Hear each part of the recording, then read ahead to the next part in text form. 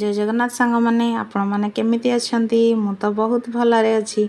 चलंतु आज mini blog T एठू start करबा। आमे बाहरिलु आम गाँ को जीवा पई कारण मो पो माने मो भाई रो पोर 21 तेणु करे आमे जीवा पई बाहरिचु आम गाँ को। चलंतु मु देखौची आपण को ए वीडियो टी रे आमे कोडे जाउछु।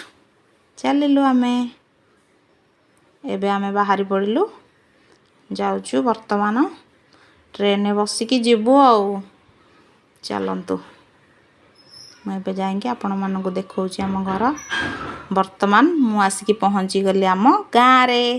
चलतु देखा आम घर यहाँ हूँ आम घर ये बर्तमान मुझे बाहर आम घर भीतर को एंट्री कली। देखु यहाँ हूँ आम घर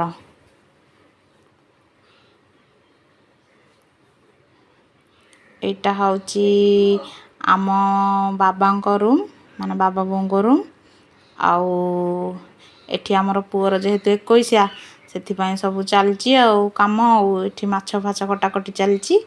आज भोजी हवा हमर तेणु करी आपण मानक मु नेक्स्ट वीडियो देखिबे।